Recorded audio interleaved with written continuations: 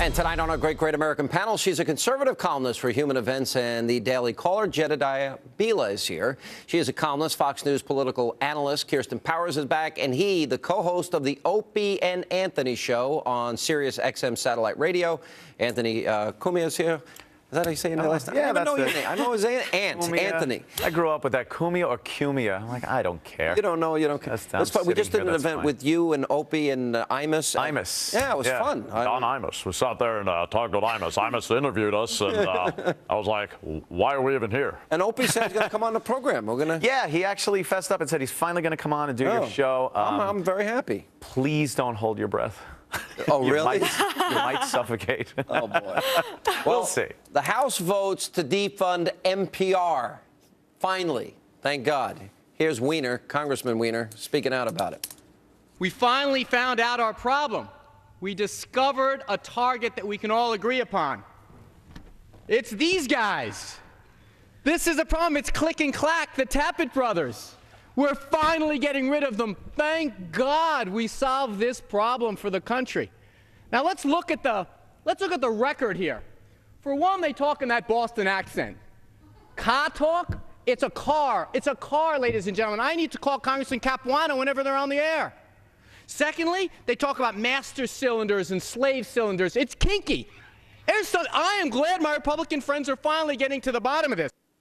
All right, I know. So last night he was on the program. Wow. Yeah, he says I propose cutting $400 million, and I'm like, we accumulate $4 billion in debt a day. You can't be that dumb. Yeah.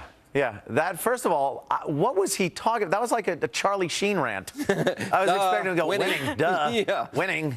That, wow, that was really disjointed. That was. I don't think it was disjointed at all. I think he's making a great point, which is why are we spending our time on this? This is ridiculous. Because we can't afford it. Because and they're and the hyper-political. This has nothing to do. This has nothing to do with the budget. This is completely ideological. It does so have to do with the budget. It's a tiny, tiny, tiny little thing. Okay, you know what? Then if it's a tiny thing, let them go public. Let them make their money off Sesame Street, and let's cut somewhere because we're not going to have any money left, and the country's headed down the tubes. Why don't we cut the funding for Afghanistan and bring everybody home? There's some real money. Because that's called security, liberty, freedom, and we have Al-Qaeda, Islamic radicals. And Al-Qaeda's not there anymore, and they're in Pakistan. Excuse me. The point is, you know, why are you able to say, oh, let's spend money on Afghanistan? You don't want to cut NPR. But I can't. You don't want to cut NPR. I don't want to cut NPR. I think NPR is great. How much money are you willing to cut when we have? My taxpayer money has been paying for 2 wars that I don't support. It's called freedom. Okay, Kirsten. it's not called freedom. It has nothing to do with our freedom, and it's been paying for that. And if I want to have NPR paid for it, can I just have that tiny little bit of money? All you and your liberal friends can raise all the money and go out on the street and say, donate to NPR and Big Bird, and they'll donate to you. But do you see my point, Sean? Why is it okay for all my taxpayer money, and it's vastly more money going to the wars? Because freedom and stopping terrorism is far more important than Big Bird. It has nothing to do with freedom. NPR needs to be defunded. First of all, they've shown that they are ideologically driven. They always say, well, you know, we're objective, we're objective. Not true, not happening. But there is a bigger issue here for Anthony Weiner, and that is that he is talking about minuscule cuts. Minuscule cuts. We need to be talking about defunding Obamacare. We need to be talking about what you've been talking about those $105 billion that's still stuck in there. Those are bigger issues, but I think every cut matters, and I don't think that NPR deserves a dime of our taxpayer money. You know, Anthony, you live in New York. You have a popular radio show. I read in the trades you make a lot of money. That's what they say. All right, so you pay, as a New Yorker, nearly 55–60% of your income in taxes. I am in and Anthony Weiner last night was deriding me because you want tax cuts for millionaires and billionaires. They're the ones that pay the taxes. Yeah, exactly. I talk about that all the time on our show. And what you were saying about paying taxes and you would like your tax money to go to certain things. Unfortunately, we don't really get to make that choice because I would not choose to have my money go to NPR. Well, yeah, but the just whole like you wouldn't choose it to go to But the whole argument is that Sean's saying he should make the choice we're to take away the money from NPR. In a debt. Wait, $14 trillion in the debt. We got to balance our budget. What are you willing to cut besides the military? Afghanistan. That's a lot of money. Iraq and Afghanistan. Okay, I mean, and when the next terrorist attack comes, because the 9/11 Commission report said they're at war with us. I met you on 9/11. That's the day I met you. Sean, Wait a minute. They're not there They're at anymore. war They're with in us. Pakistan. Islamic radicals want to kill you. I am quite aware of that, but they have moved, and they're not in Afghanistan. So and should we're we not invade winning. Pakistan? We're not winning in well, we basically have invaded Pakistan. We're doing the drone one attacks thing on them Obama's done right nonstop. using predator drones. We just killed 40 like civilians I said, yesterday. I mean, Nobody NPR cares. is not the big battle, but all these little battles count. And I love it when liberals say, well, it's only this many $1 billion. It's not the big picture. Well, guess what? You add all those numbers up and it becomes the big picture. We got to take a break. Now, Powers, you got a Twitter follower that wants you to throw the football. Throw the football. Here we go. Go for it. All right, ready? And we'll continue. Nice. All right.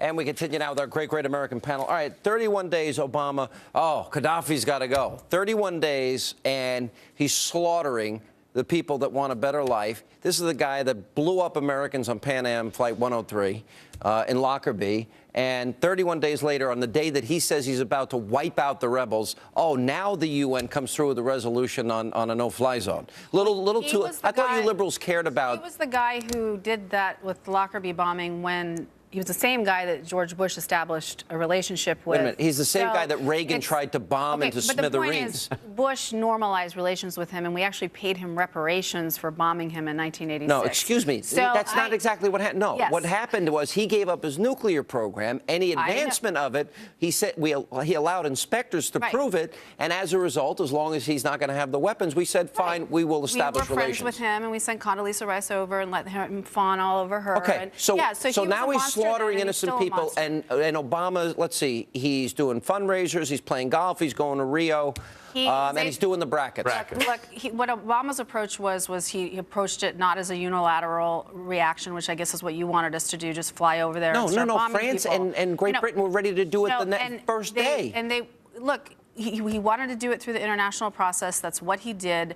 I think that we have to be very careful about the idea of getting involved. And people got slaughtered in the meantime while he dithered with his brackets. You never would have known he was even. Sean, that's unfair. Come on, it has nothing to do with his brackets, and you know that. I mean, okay, he's golfing. It's not. That's not fair. I mean, the reality all right, it's fundraising. We couldn't have. Basically, you're saying we should have flown in the very first day that it happened. No, I'm saying 31 days gave Gaddafi time to kill a lot of people that would have made that part of the world a better, safer place. We don't even know if the no-fly zone is going to work. Let me go to Anthony. Well, we know that not having one doesn't work, because a lot of people are getting blown to smithereens that are trying to oust Gaddafi. Also, he is late to the party. It's 31 days that he did nothing. I'm not talking about unilateral. How about taking what American presidents have done over the years, a leadership role. Bingo. And going, if you want to get other countries on board, the UN, call it. Say, hey, this is what we want to do.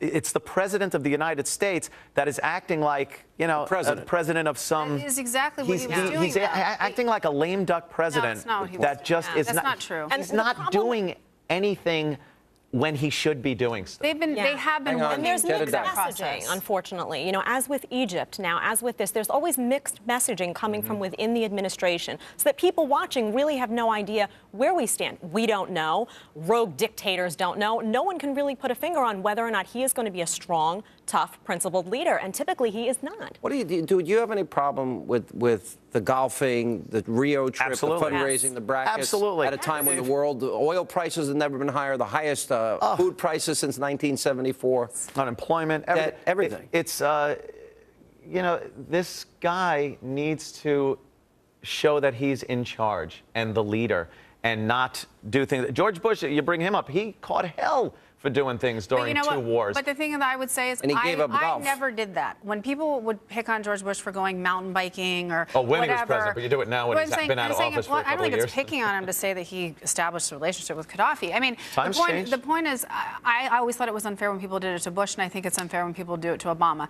People can actually take some time to golf and know what's going on in the world. Seems to be burning. The economy's burning up here, and he hasn't been engaged isn't true. That's yes, the it thing. is. The problem is he's not out telling you every single day what he's doing doesn't mean they're not engaged. He did a press conference today, and I'm almost laughing at it because he's playing golf, and the tsunami hadn't even receded. But look, what their view was on this is that they did not believe that a no-fly zone would work by itself, that they wanted to talk about a more comprehensive approach to it, and that's what they did. The problem is that he either doesn't speak up, or when he does, it's mixed and if not lying. When he spoke about energy, I'm sorry, but that was filled with lies, all sorts of ridiculous lies about how much drilling is going on and what he's done in the name of energy. He's done nothing in the name of promoting energy development in this country, and that's the truth. Yeah. Well, do you think he gets reelected?